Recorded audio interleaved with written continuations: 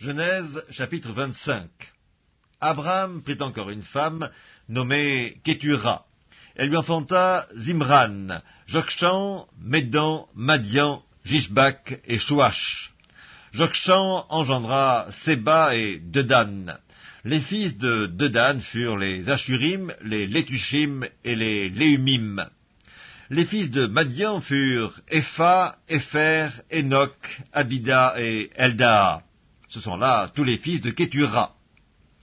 Abraham donna tous ses biens à Isaac. Il fit des dons aux fils de ses concubines, et tandis qu'il vivait encore, il les envoya loin de son fils Isaac, du côté de l'Orient, dans le pays d'Orient.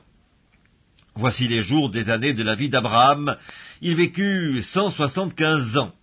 Abraham expira et mourut après une vieillesse heureuse, âgé et rassasié de jours, et il fut recueilli auprès de son peuple. Isaac et Ismaël, ses fils, l'enterrèrent dans la caverne de Macpéla, dans le champ d'Ephron, fils de Tsoar, le Hétien, vis-à-vis de Mamré. C'est le champ qu'Abraham avait acquis des fils de Heth. Là furent enterrés Abraham et Sarah, sa femme. Après la mort d'Abraham, Dieu bénit Isaac, son fils. Il habitait près du puits de Lacaï-Roï. Voici la postérité d'Ismaël, fils d'Abraham, qu'Agar, l'Égyptienne, servante de Sarah, avait enfanté à Abraham. Voici les noms des fils d'Ismaël par leurs noms, selon leur génération. Nébajot, premier-né d'Ismaël, Kédar, Adbéel, Mipsam, Mishma, Duma, Massa, Hadad, Théma, Jétur, Naphish et Kedma. Ce sont là les fils d'Ismaël, ce sont là leurs noms, selon leurs parcs et leurs enclos. Ils furent les 12 chefs de leur peuple. Et voici les années de la vie d'Ismaël, 137 ans. Il expira et mourut, et il fut recueilli auprès de son peuple. Ses fils habitèrent depuis Avila jusqu'à Chour, qui est en face de l'Égypte, en allant vers la Syrie. Il s'établit en présence de tous ses frères. Voici la postérité d'Isaac, fils d'Abraham. Abraham engendra Isaac. Isaac était âgé de 40 ans quand il prit pour femme Rebecca, fille de Bethuel, l'araméen de Padan-Aram, et sœur de Laban, l'araméen. Isaac implora l'Éternel pour sa femme, car elle était stérile, et l'Éternel l'exauça. Rebecca, sa femme, devint enceinte. Les enfants se heurtaient dans son sein, et elle dit, « S'il en est ainsi, pourquoi suis-je enceinte ?»